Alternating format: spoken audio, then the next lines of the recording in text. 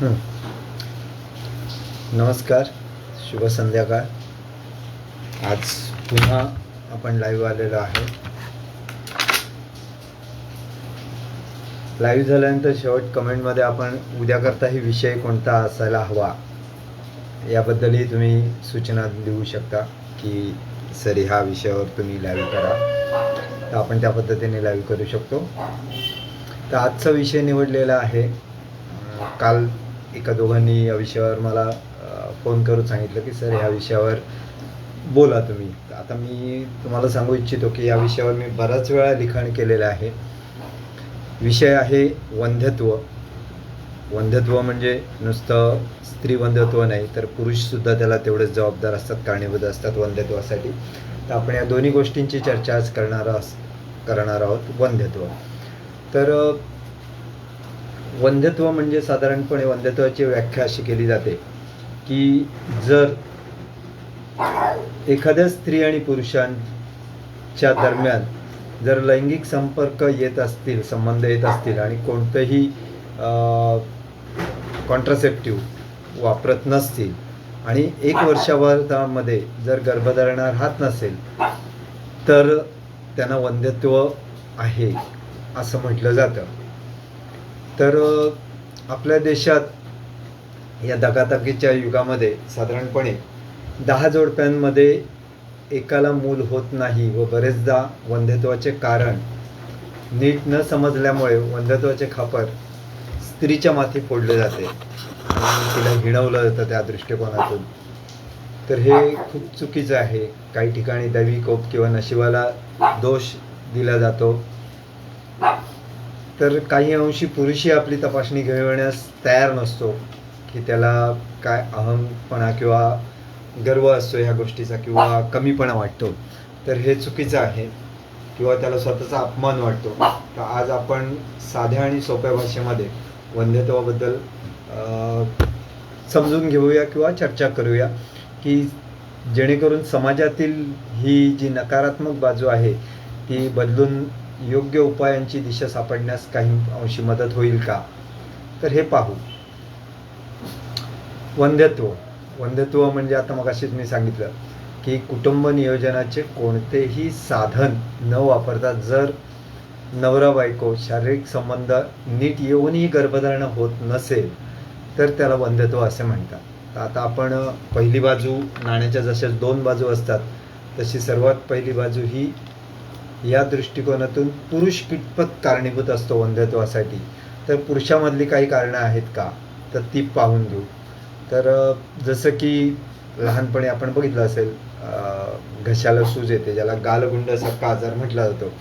तर पुरुषांमध्ये जर लहानपणी हे व्हायरल इन्फेक्शनमुळे जर गालगुंड आजार झालेला असेल किंवा असा सध्या असेल, तर ह्या आजारामुळे पुरुषांमधील जे शुक्रजंतूचं बीजग्रंथी जे आहेत त्याच्यावर दुष्परिणाम होतो आणि त्याच्यामुळं सक्षम बीज तयार होत नाहीत गर्भधारणेसाठी. तर हे कारण असू शकतं. शुक्राणूंची संख्या 0 किंवा कमी असणं, की ज्याला वैद्यकीय भाषेमध्ये ॲझोस्पर्मिया किंवा ऑलिगोस्पर्मिया. आता ह्या 2 विषयांविषयी मी सविस्तर लेख लिहिलेला आहे. तर जेव्हा विषय येईल तेव्हा त्या विषयावर स्पेसिफिक आपण सविस्तर म्हणू. ॲझोस्पर्मिया किंवा ऑलिगोस्पर्मिया, की ज्यांच्यामध्ये काही याच्यामध्ये शुक्रजंतूच नसतात किंवा खूप कमी संख्या असते की जे स्त्री बीजानं फलित करू शकत नाहीत. तर हे एक कारण असतं. नंतर शुक्राणूंमध्ये काही दोष असतात, ज्याला जे दोष असल्यामुळे ते शुक्राणू गर्भधारणा करण्यास अकार्यक्षम असतात. ट्रोपोफायटोलॉजिकल डिफेक्ट ज्याला म्हटलं जातं, असे हे दोष असतात. त्याच्यानंतर शुक्राणूंची हालचाल करण्याची क्षमता कमी असणे हा पण एक दोष असतो शुक्राणूंमध्ये, की जे एकदा वीर्य सांडलं की जे शुक्रजंतू ज्या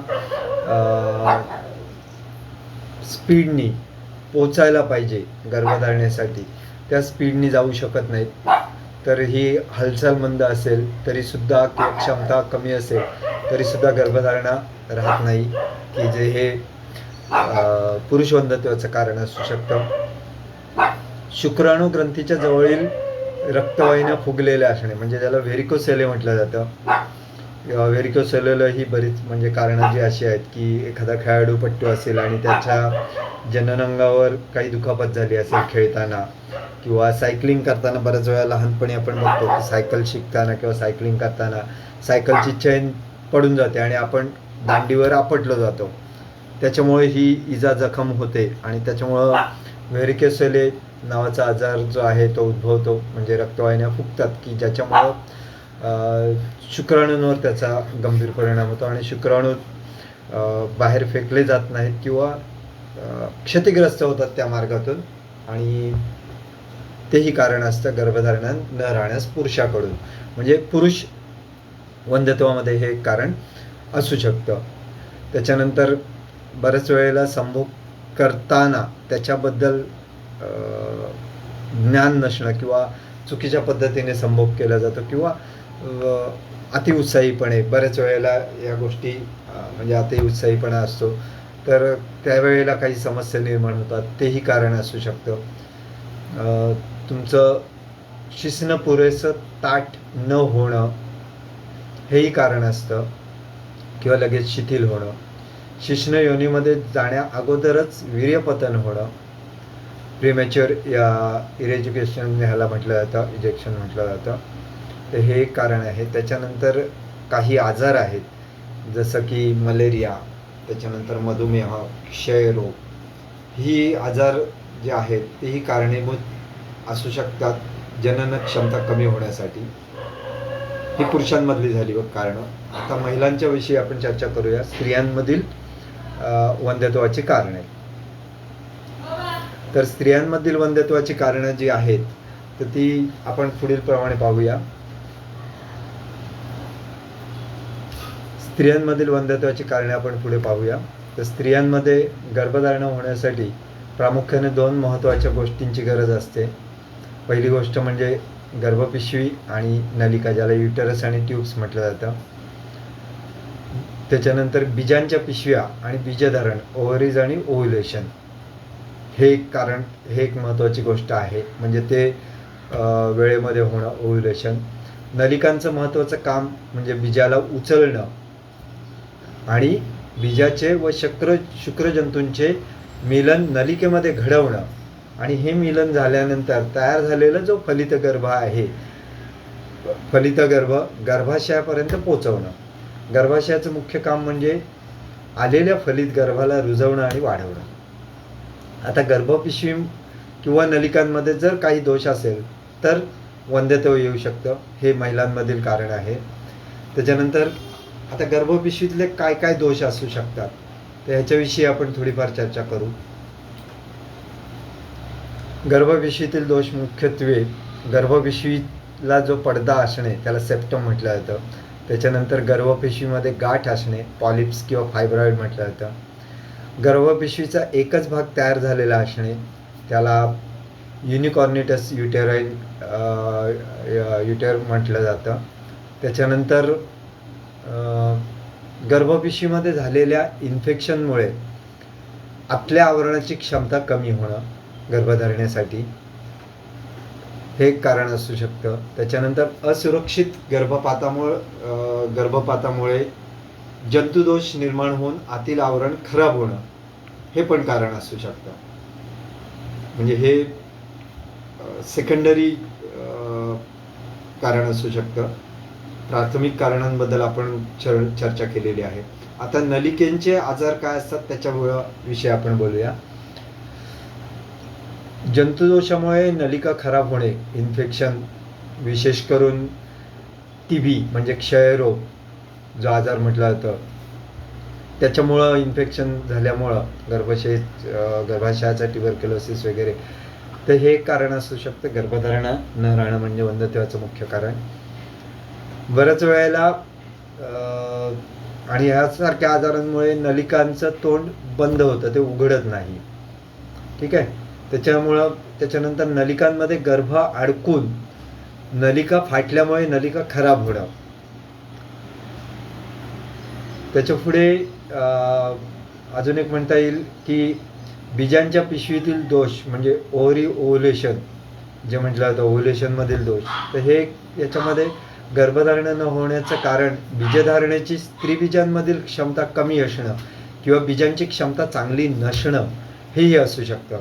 किंवा तसंच स्त्रीबीज जे आहे ते नीट तयार न होण्याचे कारण शरीरातील संप्रेरक, ज्याला आपण इंग्रजीमध्ये वैद्यकीय भाषेत हार्मोन्स म्हटलं जातं, यांचं योग्य प्रमाणात तयार न होणं किंवा त्याच्यामध्ये असंतुलन असणं हे कारण असू शकतं. जसं थायरॉईड, हायपोथायरॉइडिझम किंवा हायपरथायरॉइडिझम या आजारांमध्ये दिसण्यात येतं. स्त्रीचं वजन जास्त असल्यास त्याच्यामागचं कारण बऱ्याच वेळेला PCOD यांसारख्या आजाराच्या कारणामध्ये ही स्त्रीबीज व्यवस्थित तयार होत नाही. आता ही सर्व कारण बघितल्यानंतर वंध्यत्वातील उपायांसाठी कशा प्रकारे प्रयत्न करावेत व वैद्यकीय सल्ला घेताना कोणत्या गोष्टींकडे प्रामुख्याने लक्ष द्यावे यासाठी आपण पाहूया. तो उपाय करण्याच्या पूर्वी काही तपासण्या करायच्या असतात. तर त्या तपासण्या पुरुषांसाठी विशेष करून ज्या तपासण्या इन्व्हेस्टिगेशन्स येतात, म्हणजे ब्लड शुगर, मधुमेहासंबंधी तपासणी, त्याच्यानंतर धातूची तपासणी की ज्याला इंग्रजीमध्ये सीमेन ॲनालिसिस म्हणतो, हे पुरुषांमध्ये तपासण्या मुख्यत्वे करायच्या येतात. किंवा सोनोग्राफी, स्क्रोटम सोनोग्राफी की जे व्हेरिकोसेले आहे का, जर सीमेन ॲनालिसिसमध्ये दोष सापडत असेल तर पुढची तपासणी स्क्रोटम सोनोग्राफी ही तपासणी असू शकते.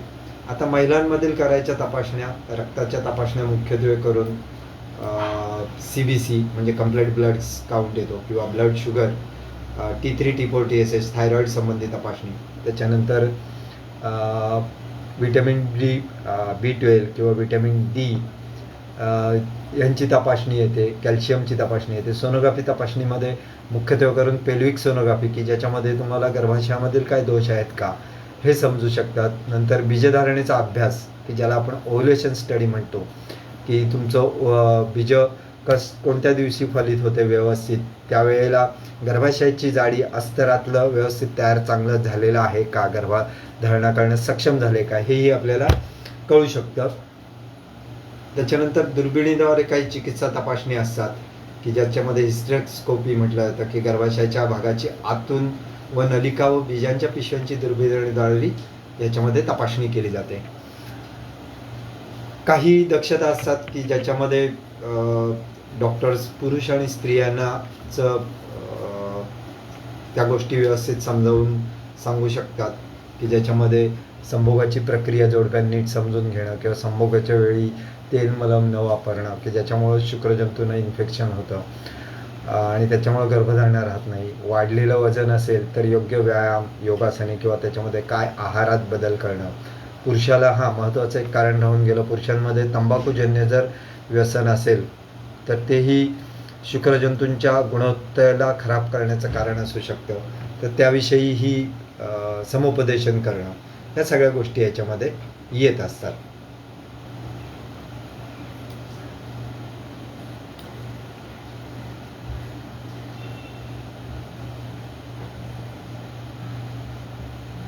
तर ही कारणं, त्याच्यात अजून एक टॉर्च इन्फेक्शन की वेगवेगळ्या प्रकारचं विषाणूजन्य इन्फेक्शन महिलांमध्ये असतं की जे सक्षम शुक्रजंतूला वहन मार्गामध्येच निष्क्रिय करतात आणि त्याच्यामुळं चांगल्या प्रकारे गर्भधारणा राहू शकत नाही किंवा गर्भधारणा राहिली तर वारंवार गर्भपात होण्याचीही रिस्क फॅक्टर असते.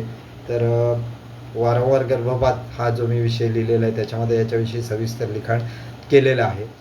तर हे थोडक्यात आज वंध्यत्व या विषयावर मी माझा अभ्यासपूर्ण मत मांडलेलं आहे. तर आपल्यालाही या विषयावर संबंधित काही प्रश्न असतील किंवा चर्चा करायच्या असतील तर कमेंटमध्ये लिहू शकता किंवा माझे जे संपर्क क्रमांक आहेत 7798617222 किंवा 8484991388 याच्यावर आपण संपर्क साधू शकता. उपचाराविषयीही या आजारांबद्दल चर्चा करू शकता. तर बऱ्याच वेळेला लोक म्हणतात की उपचार आपण सांगत नाही किंवा लिहित नाही. तर व्यक्तिपरत्वे वेगवेगळ्या आजारांमध्ये जे काही गुणदोष असतात किंवा काही लक्षणं असतात किंवा निदान असतात त्याप्रमाणे प्रत्येकाच्या शरीर नुसार प्रकृतीनुसार औषधं बदलतात. तर त्यानुसार आपण चर्चा करून औषधांची मांडणी करतो. तर त्याविषयी आपण मला संपर्क साधून चर्चा करू शकता. नवीन विषयासाठी आपलं मत जे असेल तर ते पण तुम्ही लिहू शकता की कुठला विषय पुढच्या चर्चेसाठी आपण घ्यावा. धन्यवाद. नमस्कार. आणि आपलं हे इथेच थांबवतो.